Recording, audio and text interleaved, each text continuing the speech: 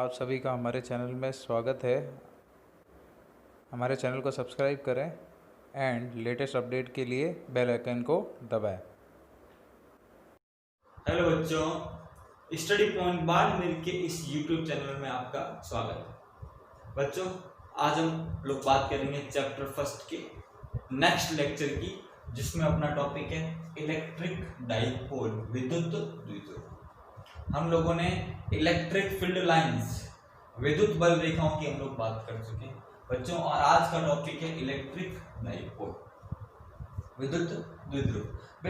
बच्चों, आरबीएससी के हिसाब से ये चैप्टर का लास्ट टॉपिक है, और सीबीएसई में जो गॉस का नियम है वो चैप्टर फर्स्ट में ही है, और आरबीएससी में चैप्टर सेकंड में। ध्यान रखना, अगर मैं आरबीएससी बुक की बात करूं तो ध्यान रखना चैप्टर फर्स्ट और सेकंड, और सीबीएसई की बात करूं चैप्टर फर्स्ट, दोनों इक्वल है।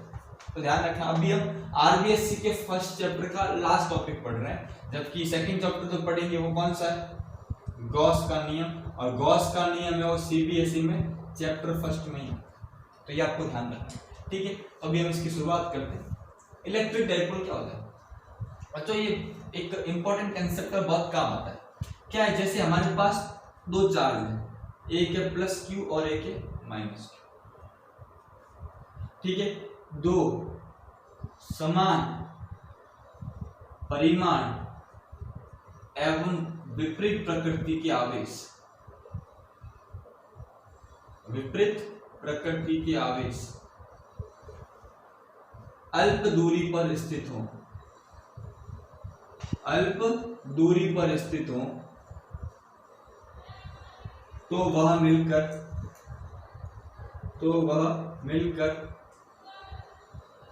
विद्युत द्विध्रुव का निर्माण करते हैं, तो वह मिलकर विद्युत द्विध्रुव का निर्माण करते विद्युत द्विध्रुव का निर्माण करते हैं। अगर इंग्लिश में बोलूं, two equal and opposite charge at small distance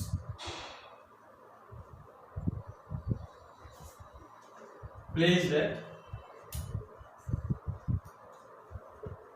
small distance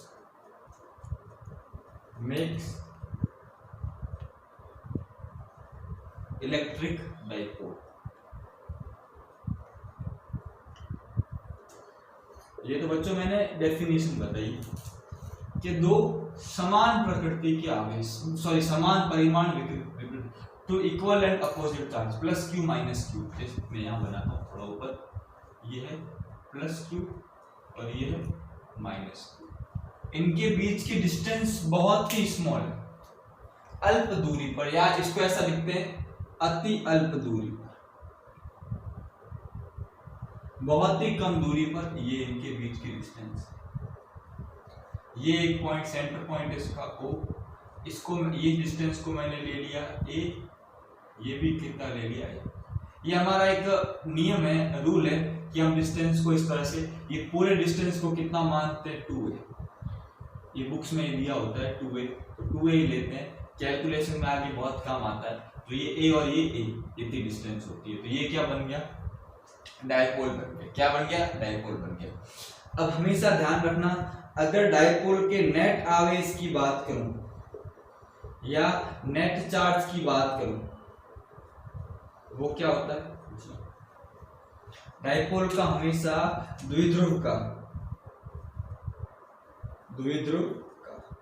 net आवेश, नेट चार्ज हमेशा क्या होता है, जीरो होता है। ध्यान रखना, प्लस क्यू माइनस क्यू मिलके क्या हो जाएगी, जीरो बन जाएगी। ध्यान रखना, ये तो बेसिक बात होगी बच्चों। रसायन विज्ञान के अंदर जो मॉलिक्यूल है, बहुत सारे ऐसे अणु हैं जो डाइपोल का निर्माण करते हैं, बहुत सारे अणु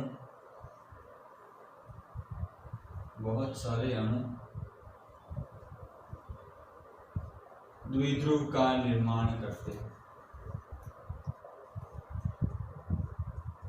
द्विध्रुव का निर्माण करते हैं।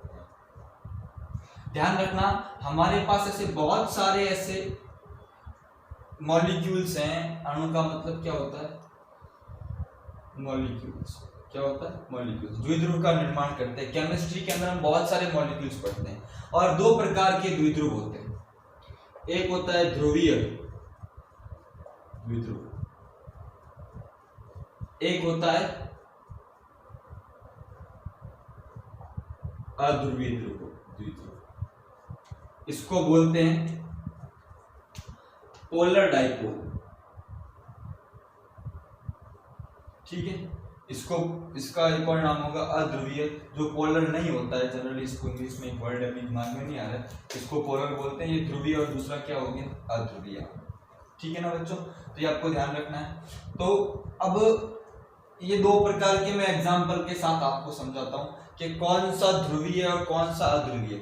जैसे मैं अगर एग्जांपल लूं तो ध्यान रखना, आपने NaCl का नाम सुना है, सोडियम क्लोराइड, वो कैसा है? ध्रुवीय। अगर बात करूं H2O, कैसा है? अध्रुवीय। इसके एग्जांपल की बात करूं CO2, या एक और एग्जांपल ले लूं CH4। अब इनमें डिफरेंस क्या है? किस तरह से ये एक द्विध्रुव का निर्माण करते हैं, डाइपोल का निर्माण करते हैं? समझना कि हमारे इस नेचर के अंदर हम लोग बहुत सारे डाइपोल से घिरे हुए हैं। केमिस्ट्री के, रसायन विज्ञान के बहुत सारे मॉलिक्यूल्स है जो अपने आसपास होते हैं। NaCl हमारे आसपास होता है, H2 हमारे आसपास होती है, CO2 हमारे आसपास होता है, मेथेन CH4 हमारे आसपास होता है। ये सारे मिक्स एंड डाइपोल, बिल्कुल इनका एक मॉलिक्यूल, हर एक मॉलिक्यूल एक डाइपोल की तरह काम करता है। एक NaCl एक डाइपोल की तरह काम कर रहा है, एक H2O एक डाइपोल की तरह काम कर रहा है, CO2 एक डाइपोल की तरह काम कर रहा है, CH4 एक डाइपोल की तरह। कैसे करता है इसको बच्चों अभी मैं आप लोगों को डिटेल में इसका हम डिस्कस करेंगे एग्जांपल के साथ। मैं डेफिनेशन भी आपको बताऊंगा। तो क्या हो गया? समान परिमाण एवं विपरीत प्रकृति के आवेश अति अल्प दूरी पर स्थित हो तो वह मिलकर किसका निर्माण करते हैं? विद्युत द्विध्रुव का। Two equal and opposite charge placed at small distance makes an electric dipole, ठीक है। और ध्यान रखना, द्विध्रुव का नेट आवेश क्या होता है? 0 होता है। ध्यान रखना, ये चीज हमेशा पता होनी चाहिए कि एक द्विध्रुव का नेट आवेश 0 होता है। ध्यान रखना, प्लस क्यू और माइनस क्यू मिलके क्या बन जाएंगे? 0 बन जाएंगे, ठीक है। तो एक स्क्रीनशॉट ले लो बच्चों इसका।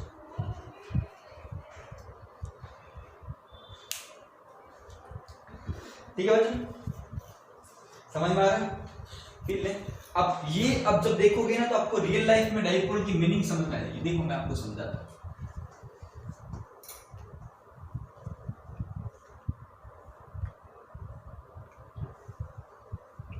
देखो, ध्रुवीय द्विध्रुव, या इसको ध्रुवीय अणु भी कहते हैं, पोलर डाइपोल। ध्यान रखना बच्चों, इसको ध्रुवीय अणु भी कहता है, पोलर मॉलिक्यूल। इसमें होता क्या है? जैसे मैंने एग्जांपल लिया NaCl, तो आपको पता है कि ये हमारे पास एक Na का मॉलिक्यूल है, प्लस होता है, और दूसरा कौन सा है? तो ये तो हो गया प्लस क्यू, ये हो गया माइनस क्यू। इनके सेंटर के बीच में कुछ डिस्टेंस होती है, तो ये क्या कर रहे हैं? एक डाइपोल का निर्माण कर रहे हैं।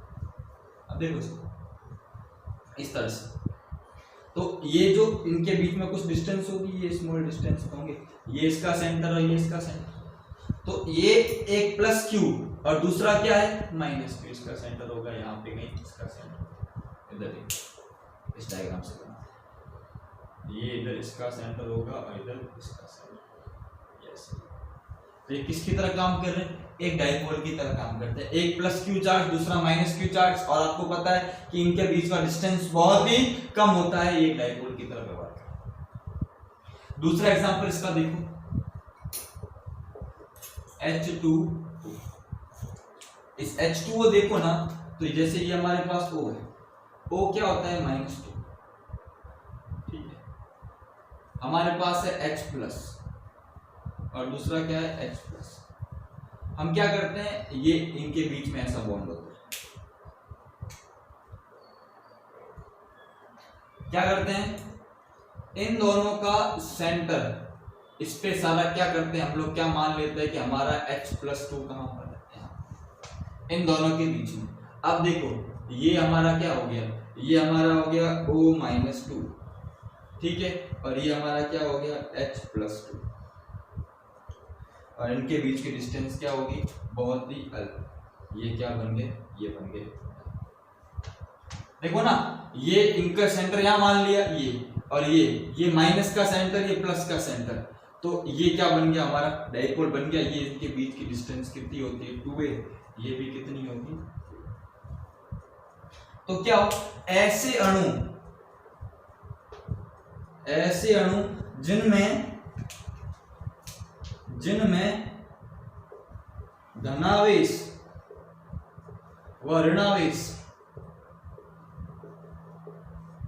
एक दूसरे के संपाती ना ध्रुवीय अणु कहलाते हैं, या ध्रुवीय अणु कहलाते हैं।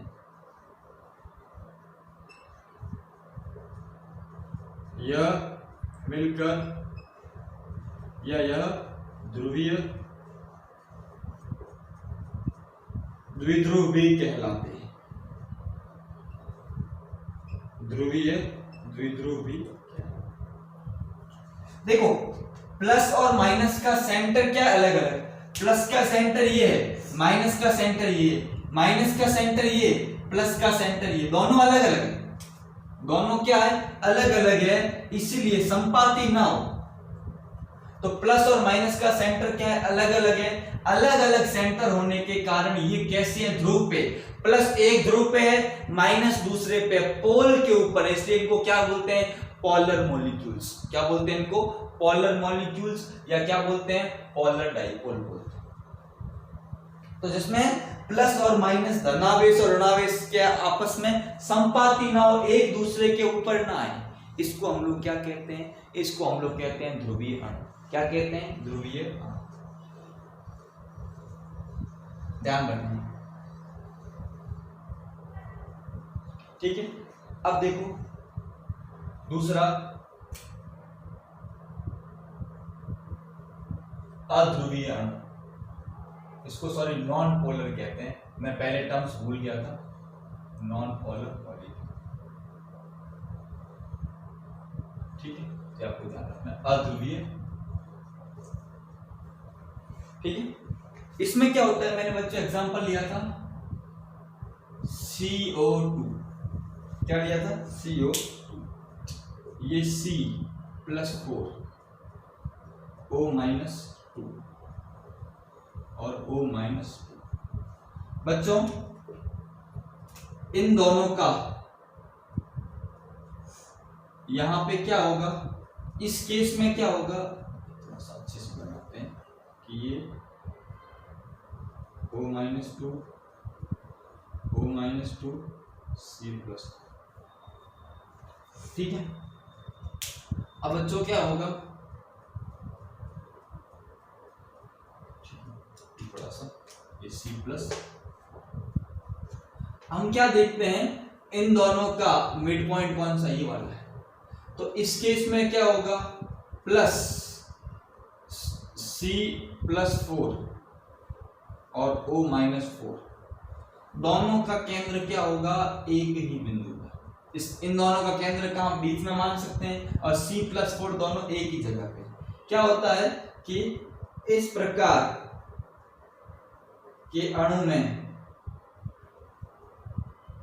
धनावेश व ऋणावेश का केंद्र संपाती होता है। क्या होता है, संपाती होता है। धनावेश ऋणावेश का केंद्र क्या हो गया, संपाती हो गया, तो ये एक ही जगह पे हो गया। अब दोनों के बीच में डिस्टेंस तो क्या हो गया, 0, नॉन पोलर ध्रुवों पे नहीं होंगे, एक ही जगह पे आ गए दोनों, ये इसका इन दोनों का सेंटर यहाँ पे, इसका सेंटर यहाँ पे, एक ही जगह पे। अब क्या करते हैं, एक चीज करते हैं, बाहरी विद्युत क्षेत्र लगाने पर, बाहरी विद्युत क्षेत्र लगाने अप्लाइंग एक्सटर्नल इलेक्ट्रिक, जब बाहरी विद्युत क्षेत्र लगाएंगे तो क्या होगा, मैंने बाहरी विद्युत क्षेत्र लगाया, ठीक है। मैं इधर करता हूं इस चीज को, अप्लाइंग एक्सटर्नल इलेक्ट्रिक फील्ड। तो देखो इधर, जैसे हमारे पास ये है C+4 O-2 O-2, ठीक है। अब बाहरी क्षेत्र लगाया, ठीक है, बाहरी क्षेत्र लगाएंगे तो यहाँ पे इधर देखो, तो क्या होगा बच्चों, एक काम करो, आप पहले इस चीज को नोट कर लो, फिर मैं इस चीज को, क्योंकि जगह नहीं है हमारे पास, अब तो एक बार आप इसको नोट कर लो, इसका स्क्रीनशॉट ले लो, फिर मैं यहाँ पे इसको नोट करता हूँ।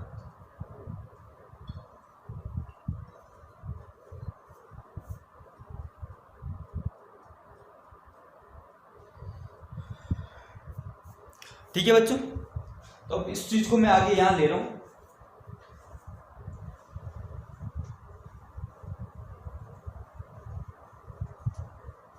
इस चीज को मैं यहां ले रहा हूं कि हमारे पास O-2 है, O-2 C+4 O-2, यहां पे मैंने विद्युत क्षेत्र लगाया E। विद्युत क्षेत्र में क्या हो गया, ये जो यहाँ पे थे C+4 O-2 O-2, क्या होगा, अब प्लस विद्युत क्षेत्र में क्या होता है कि धनावेश हमेशा विद्युत क्षेत्र की दिशा में, धनावेश पे बल कहाँ लगता है, विद्युत क्षेत्र की दिशा में, ऋणावेश के बल कहाँ लगेगा, विद्युत क्षेत्र की दिशा के विपरीत। तो ध्यान रखना O- कहाँ हो जाएगा, यहाँ, ये O- कहाँ चला जाएगा, यहाँ, और C+4 कहाँ चला जाएगा। देखो बच्चों क्या हो गया कि बल के कारण क्या हो गया कि जो यहां पर था ये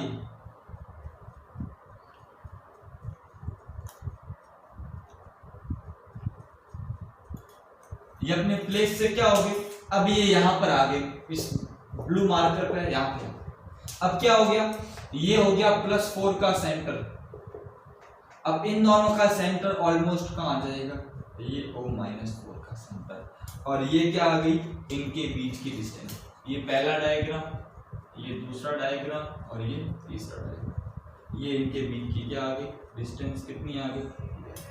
तो अब ये क्या बन गए, अब ये बन गया ध्रुवीय अणु। तो ध्यान रखना, क्या ध्यान रखोगे कि अध्रुवीय अणुओं पर बाह्य विद्युत क्षेत्र लगाने पर वह ध्रुवीय अणु की तरह व्यवहार करता है, ध्रुवीय अणु की तरह व्यवहार करता।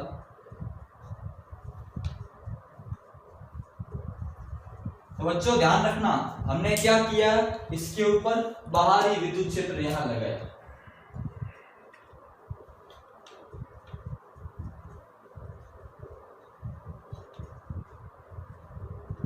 अप्लाइंग एक्सटर्नल इलेक्ट्रिक, इस तरह से ये अपने प्लेस से क्या हो गया, अलग चले गए। अब इन दोनों का केंद्र यहाँ आ गया, इसका केंद्र यहाँ है, दोनों ने क्या कर दिया, डायपोल बना लिया, ये डायपोल बन गया, ये O-4 है और ये C+। तो बच्चों इस तरह से मैंने आपको बेसिक बताया। तो हमारे आसपास बहुत सारे ध्रुवीय अणु भी है और अध्रुवीय अणु भी है, तो आपको दिमाग में सेट करना है, समझना है कि द्विध्रुव का मतलब क्या है कि दो चार्ज प्लस और माइनस अलग अलग है, थोड़ी डिस्टेंस पे है, डायपोल बनाते हैं, इसका यूज क्या है वो भी हम देखेंगे और हम इसकी बात करेंगे। तो इसको एक बार नोट करें।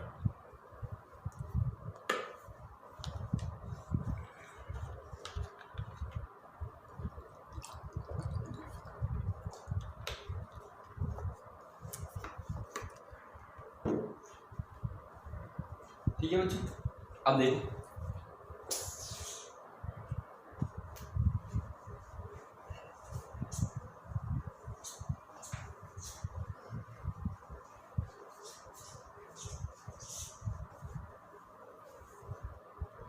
नेक्स्ट टॉपिक है विद्युत द्विध्रुव आघूर्ण।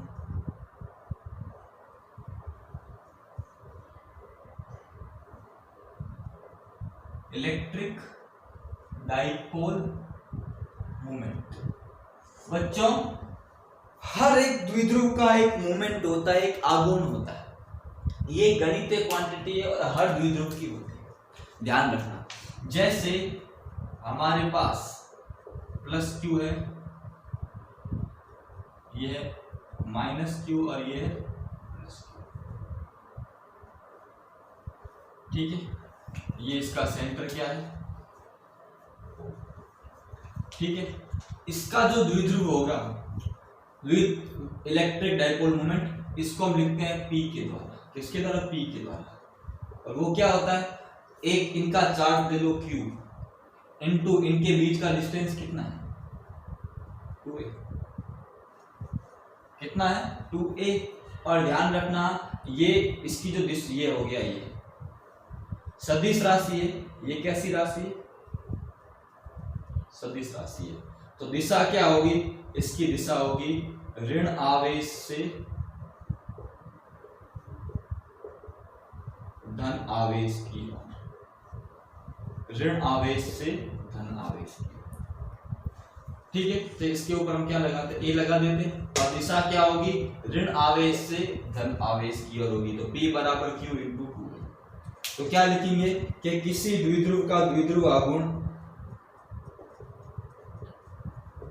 किसी द्विध्रुव का द्विध्रुव आघूर्ण द्विध्रुव के एक आवेश के परिमाण, एक आवेश के परिमाण तथा इनके मध्य की दूरी, इनके मध्य की दूरी के गुणज के तुल्य होता है। ये हो गई इसकी परिभाषा, P बराबर Q इंटू 2। ध्यान रखना कैसी राशि है, कैसी राशि, सदिश राशि। मात्रक की बात करूं तो चार्ज का मात्रक क्या होगा, कूलम। दूरी का मात्रक क्या होगा, मीटर। क्या लिखोगे, कूलम इंटू। तो ये हो गया। अब ध्यान रखना, तो ये आपको ध्यान रखना है, इसका मतलब क्या है कि हर अणु का द्विध्रुव आघूर्ण होता है, ठीक है ना। और ध्रुवीय अणु है उसका सीधा निकालते हैं। अध्रुवीय अणु के लिए क्या करते हैं हम लोग, अलग से विद्युत क्षेत्र लगाते हैं। तो ये आपको ध्यान रखना है कि इस तरह से हमें ध्यान रखना है। ये सदिश राशि हो गई, इसके ऊपर वेक्टर आ गया P बराबर Q इंटू 2a।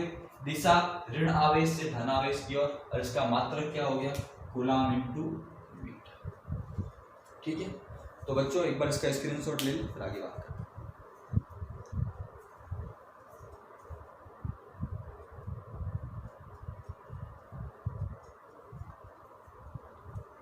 ठीक है। एक और इंपॉर्टेंट पॉइंट बता रहा हूं, एक और इंपॉर्टेंट पॉइंट बता रहा हूं बच्चों।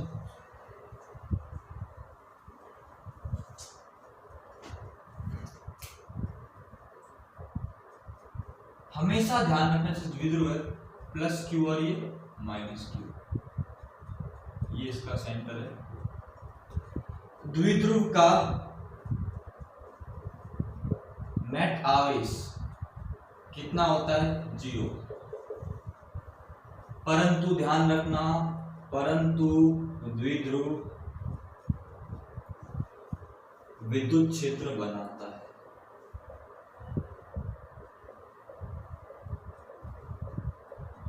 ध्यान रखना क्या लिखेंगे, ये चीज, every dipole create it's electric field. हमेशा ध्यान रखना नेट आवेश 0 है फिर भी वो करता है क्रिएट।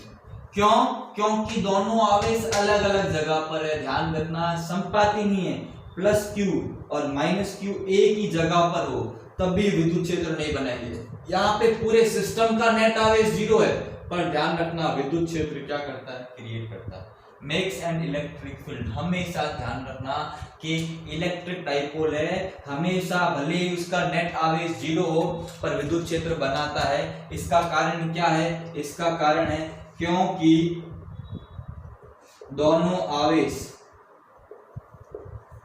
संपाती ना होकर कुछ दूरी पर होते हैं। संपाती ना होकर कुछ दूरी पर होते हैं। अगर संपाती होते तो फिर वो अपना नहीं बनाते। इसका मतलब अपने आसपास बहुत सारे ऐसे अणु हैं अपना द्विध्रुव बनाते, अपना इलेक्ट्रिक द्विध्रुव होते हैं, वो क्या करते हैं, इलेक्ट्रिक फील्ड बनाते। पर हमें नहीं लगता, जैसे मैंने NaCl ले लिया, मैंने अभी बताया ना NaCl। अब NaCl नमक होता है, नमक लिया तो आपको लगता नहीं अपना विद्युत क्षेत्र बना रहा है। क्यों? क्योंकि उसमें एक अणु नहीं है, उसमें बहुत सारे अणु हैं। मैंने अगर इतना सा NaCl लिया, नमक लिया, तो उसमें लाखों अणु हैं, तो नेट फील्ड शून्य होता है। पर अगर मैं उसका एक छोटा सा मॉलिक्यूल लूं तो वो अपना फील्ड बनाएगा। तो हमेशा ध्यान रखना कि हर एक छोटा अणु जो द्विध्रुव है वो अपना इलेक्ट्रिक फील्ड क्रिएट करता है। यही हमको पढ़ना है अगला टॉपिक के विद्युत द्विध्रुव के कारण विद्युत क्षेत्र का क्या सूत्र होगा, फॉर्मूला क्या होगा, यही हमारा अगला टॉपिक है। तो आप एक बार इसका स्क्रीनशॉट ले लें।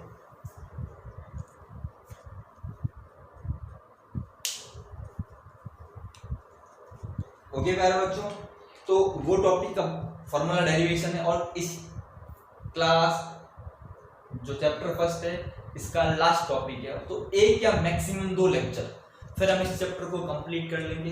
तो मैं बहुत छोटे छोटे वीडियोस में बता रहा हूँ ताकि आप लोगों को पूरा समझ में आए। आपको कोई डाउट हो, 1-2 डाउट्स थे जो मैं लास्ट लेक्चर में सॉल्व करूंगा। लास्ट और इसके बाद जब भी लेक्चर होगा, लास्ट लेक्चर में मैं कुछ न्यूमेरिकल्स भी करवाऊंगा, कुछ IIT के क्वेश्चंस भी कराऊंगा और इंपॉर्टेंट फैक्ट्स बताऊंगा। और फिर मैं एक PDF दूंगा आप लोगों को जिसमें सारी चीज़ें होगी। ठीक है, तो बच्चों इसी तरह से चैनल को वीडियोस को लाइक करें, शेयर करें और चैनल को सब्सक्राइब करें। ठीक है, थैंक यू।